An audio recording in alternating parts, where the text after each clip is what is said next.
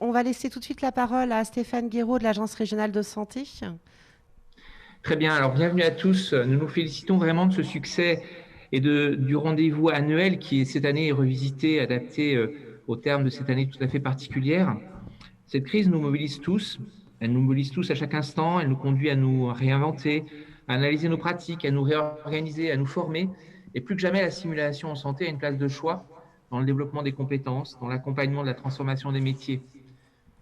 Alors l'ARS s'est engagée depuis de nombreuses années, au moins depuis 2013, dans une vaste campagne de promotion de la simulation en santé, en soutenant des projets innovants, en proposant de promouvoir des projets d'équipe dans une dynamique de qualité. C'est un peu l'histoire de la labellisation qui fait un peu la coloration de l'ARS et de la région des Pays de la Loire. C'est l'esprit de la qualité et de la sécurité des soins, c'est l'esprit de l'innovation et du développement des compétences, avec une finalité très claire pour nous, contribuer à la qualité des soins, à la sécurité pour le patient.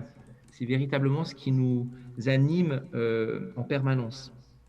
Si 2020 aura marqué cette période difficile pour les centres de simulation et pour les programmes de formation, 2020 aura aussi révélé une formidable capacité d'adaptation à cette gestion de crise. Par exemple, la dynamique de l'espace ressources, par exemple, tous les programmes qui ont été revisités pour accompagner les équipes dans les réorganisations et puis dans l'adaptation des compétences pour satisfaire aux besoins dans des soins critiques ou dans d'autres activités et compétences nécessaires à la gestion de crise. Cela a été extrêmement démontré partout.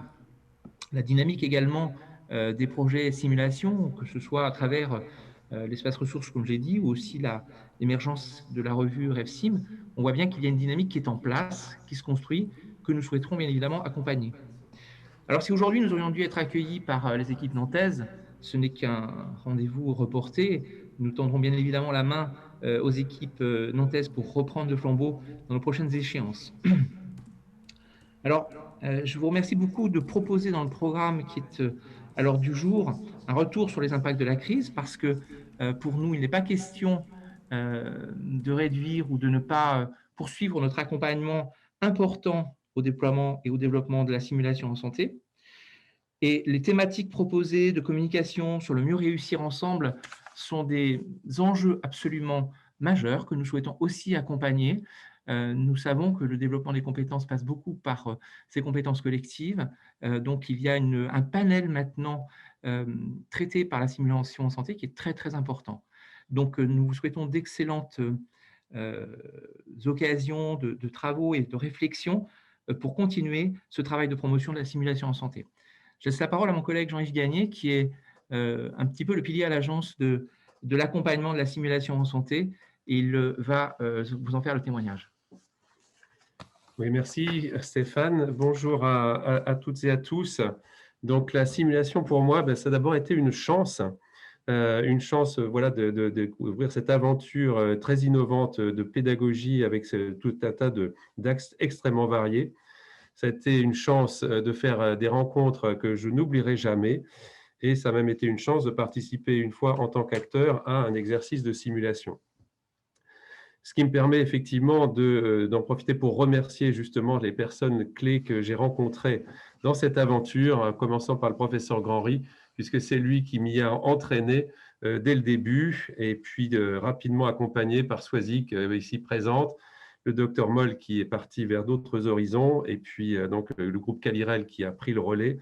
Et je terminerai, j'en oublie beaucoup, par le professeur Leju, qui m'a aussi beaucoup accompagné sur ce sujet.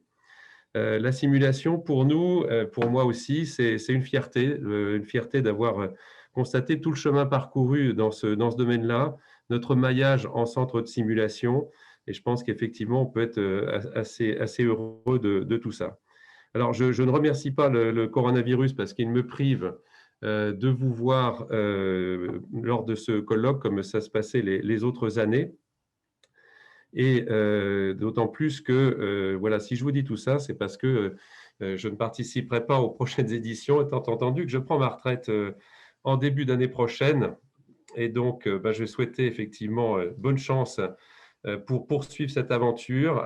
J'en confie les clés à Stéphane et j'espère à quelqu'un qui pourra me remplacer au sein de l'ARS sur ce rôle d'appui médical. Et je conclurai avec cette phrase que Jean-Claude Grandry a prononcé, que je retiens parce que ça me paraît très emblématique de la simulation. Jamais la première fois sur le malade. Voilà, bonne journée à tous et donc à bientôt, mais peut-être d'une autre manière.